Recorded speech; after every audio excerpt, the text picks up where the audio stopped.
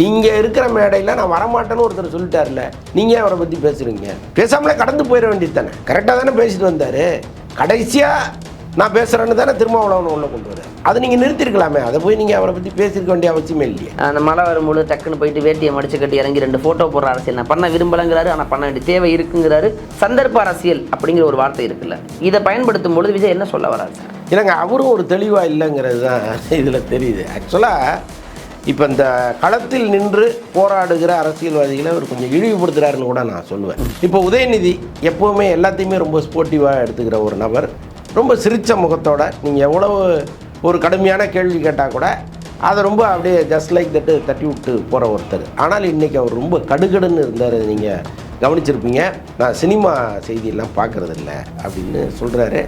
அது சரியான பதில் கிடையாது. இந்த பக்கம் ஆதவ அர்ஜுனன்னா யாருன்னு எனக்கு தெரியாதுன்னு அமைச்சர் சேகர் பாபு சொல்கிறதும் கொஞ்சம் ஆடி போயிருக்காங்களோன்னு தோணுது. ஆமாம், ஏன்னா இப்போ அதை ஒரிஜினல்னா யாருன்னே தெரியாதுங்கிற கேள்வி எப்படி எடுத்துக்க முடியும்? ஏன்னா தேர்தலின் பொழுது பிரசாந்த் கிஷோரை கூட்டி வந்த பொழுது தெரியாதா, அல்லது தேர்தல் காலத்தில் வேலை செஞ்ச போது தெரியாதா? இவ்வளவு நாளாக தெரியாமல் இருந்து இப்போ ஏதோ தெரிந்த போது பேசும்பொழுது இன்னைக்கு மக்கள் மத்தியில் அது ஒரு கேள்வியாக மாறும்ல. இதெல்லாம் அவங்களுக்கு தெரியும் தானே சார்? ஆமாம், மக்கள் கேட்பாங்கங்கிறது அவங்களுக்கு தெரியல. மக்கள் எல்லாத்தையுமே பார்த்துட்டு இருக்காங்கல்ல. இவங்க கொஞ்சம் ஆடி போயிருக்காங்கங்கிற உணர்வை நீங்கள் கொடுக்குறீங்க. சினிமாவில் வாரிசு அரசியலை ஒத்துக்கிற நீங்கள் ஏன் நிஜ அரசியலில் ஒத்துக்க மாட்டேங்கிறீங்க? இப்போ எஸ்சிஎஸ்சி இயக்குனராக இருக்காரு, அவர் இல்லாமல் விஜய் வந்துட்டாரன்னா விஜயும் ஒரு வாரிசு தானுங்க. சினிமாவை பொறுத்தளவுக்கு அவர் ஒரு வாரிசு தானே. இப்போ அவருடைய பையன் வந்திருக்கிறாரு, அவரும் ஒரு வாரிசு தானே. வேற தொழிலுக்கு போனார் அவர்.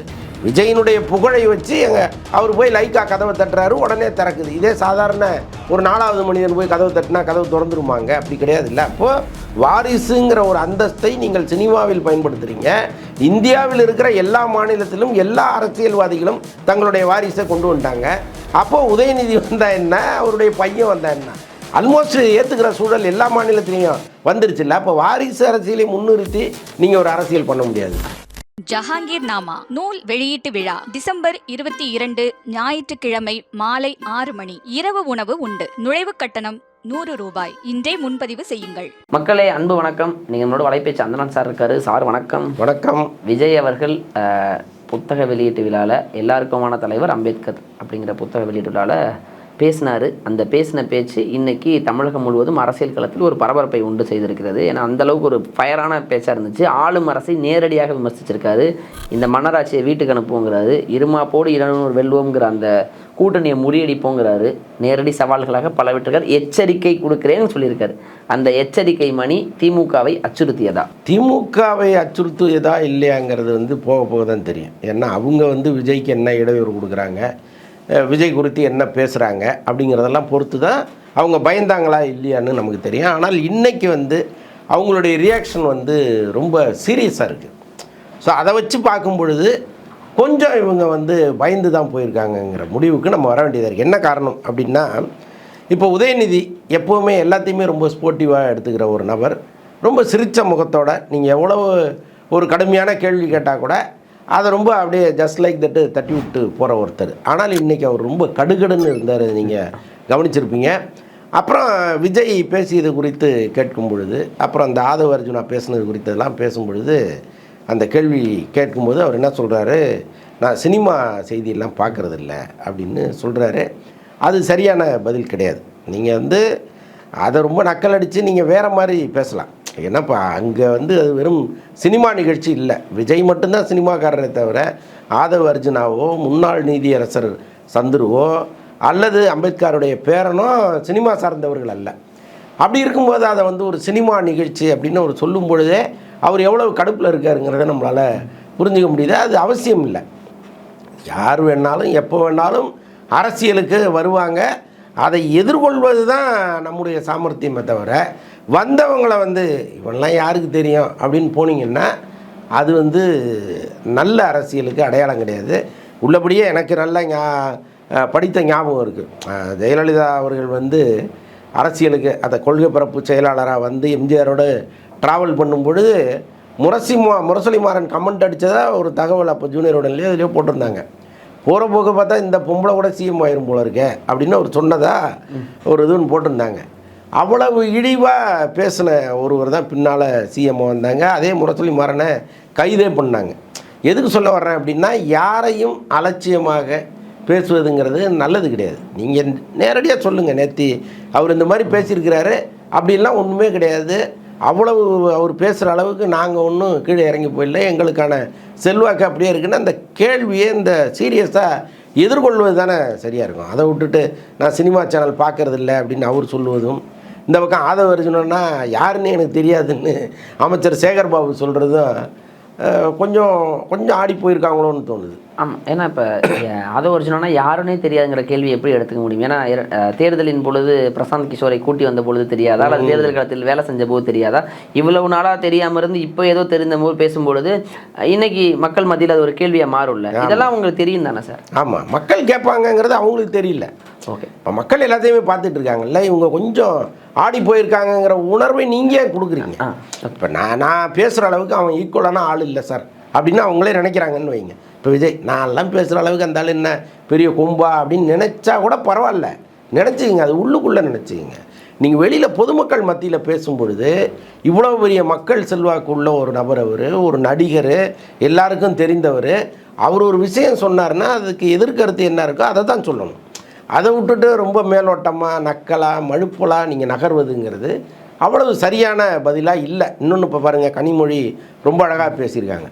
நீங்கள் என்ன சொல்கிறாங்க, 200 இருமா போடு 200 வெல்வங்கிற அந்த கணக்கெல்லாம் தவிடுபடி ஆக்கிடுவேன்னு இவர் சொல்கிறாரு. அதுக்கு அவங்க மீண்டும் நான் சொல்கிறேன் 200 தொகுதிகளை நாங்கள் வெல்வோங்கிறத இருமா போட சொல்கிறோம்னு சொல்கிறாங்க. ஸோ அதுதானே சரியான பதிலாக இருக்கும். அந்த கருத்தால் எதிர்க்கிறாங்க, அவ்வளோதான், அதுதான் வேணுங்கிறேன் நான். இப்போ அவங்க என்ன சொல்கிறாங்களோ, நீங்கள் எதை முடியாதுன்னு நினைக்கிறீங்களோ அதை நாங்கள் பண்ணி காமிக்கிறோம், எங்கள்கிட்ட அவ்வளோ ஸ்ட்ரென்த் இருக்குங்கிற வார்த்தையாக சொல்லணுமே தவிர நான் பார்க்கறது இல்லைன்னு சொல்லி அதுக்காக அது தவறுங்கிறீங்க. இப்போ இன்னொரு இடத்துல அந்த மன்னராட்சியை முடிவுக்கு கொண்டு வரணும். கிட்டத்தட்ட அவங்க வந்து மறுபடியும் எப்படி கையில் எடுக்கிறாங்கன்னா, இப்போ ஆதவர்ஜுனா சொல்லும்பொழுதும் சொல்கிறாரு, பிஜேபி ஆட்சிக்கு வருது, எப்படி ஒரு அஜெண்டா வச்சு வராங்கன்னா ஊழல் மற்றும் குடும்பம் அப்படிங்கிற 2 அந்த ஒரு ப்ரொபகண்டா வச்சு வர்றாங்க. சேம் அதையே தான் நம்ம இங்கேருந்து வச்சு அரசியல் பயணிக்கணும் அப்படின்னு விஜய்க்கு சொல்கிறார் ஆதவர்ஜுனா. இது ஒரு பாஸ் பண்ணுற மாதிரி இருக்குது, அதை அவர் இனிஷியேட் பண்ணுறாரு. பிறகு விஜய் அவர்கள் பேசும்பொழுது அதையே திருப்பி எடுத்துகிட்டு போகிறார். இப்போ இதுதான் எலெக்ஷன் ஸ்ட்ராட்டஜியாக இருக்க போதும் 2026. இல்லை, அவங்க சொல்கிற ஸ்ட்ராட்டஜி எல்லாம் ஓகே தான். பட்டு இந்த முறை இல்லாத ஒரு அரசியல்வாதியை சொல்லுங்களேன். இந்தியா முழுக்க எல்லா மாநிலத்திலும் வாரிசு அரசியல் வந்துருச்சு. சினிமாவில் வாரிசு அரசியலை ஒத்துக்கிற நீங்கள் ஏன் வந்து நிஜ அரசியலில் ஒத்துக்க மாட்டேங்கிறீங்க? இப்போ எஸ்சி இயக்குனராக இருக்காரு, அவர் இல்லாமல் விஜய் வந்துட்டாரா என்ன? விஜயும் வந்து ஒரு வாரிசு தானுங்க, சினிமாவை பொறுத்தளவுக்கு அவர் ஒரு வாரிசு தானே. இப்போ அவருடைய பையன் வந்திருக்கிறாரு, அவரும் ஒரு வாரிசு தானே. வேறு தொழிலுக்காக போனார் அவர்.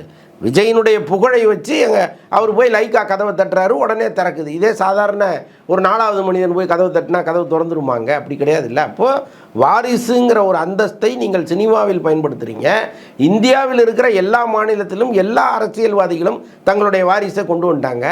அப்போது உதயநிதி வந்தால் என்ன, அவருடைய பையன் வந்தால் என்ன, ஆல்மோஸ்ட் ஏற்றுக்கிற சூழல் எல்லா மாநிலத்திலையும் வந்துருச்சு இல்லை. அப்போ வாரிசு அரசியலை முன்னிறுத்தி நீங்கள் ஒரு அரசியல் பண்ண முடியாது.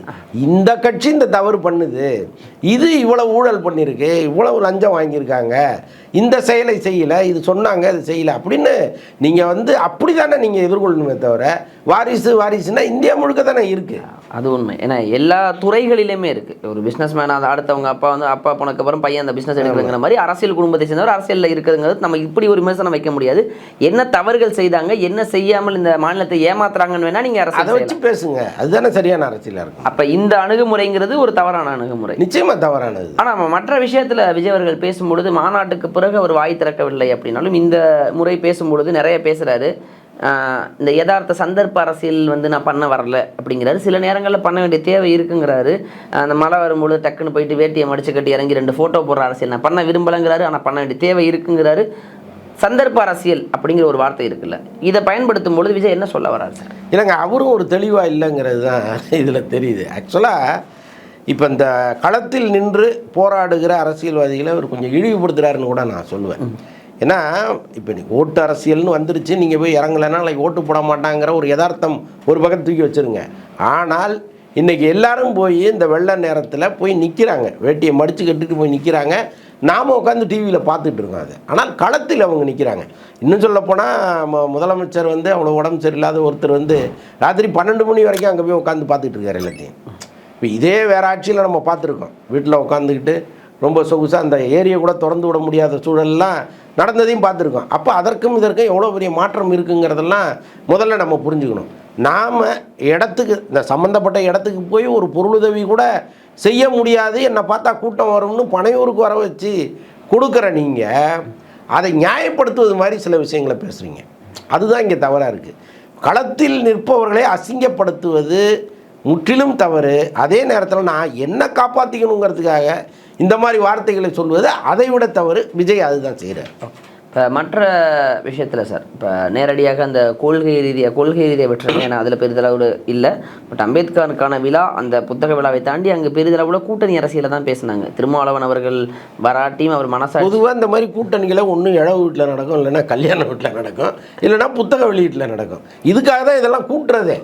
இந்த கூட்டணியை உறுதிப்படுத்துவதற்கும் அங்கேருந்து ஒரு விஷயத்தை உருவாக்கி அது தொடர்பான அரசியலை வைப்பதற்குமாகத்தான் இந்த மாதிரி நிகழ்ச்சிகள்லாம் இங்கே பயன்படுது. நேற்று நடத்தப்பட்ட அந்த நிகழ்ச்சி முற்றிலும் அரசியலுக்கான ஒரு முன்னோட்டம் தான் அது. நேற்று முழுக்க திருமாவளவன் அவர்கள் இங்கே வராட்டியும் அவருடைய மனசாட்சி இங்கு தான் இருக்கும் அப்படின்னு சொல்கிறார்.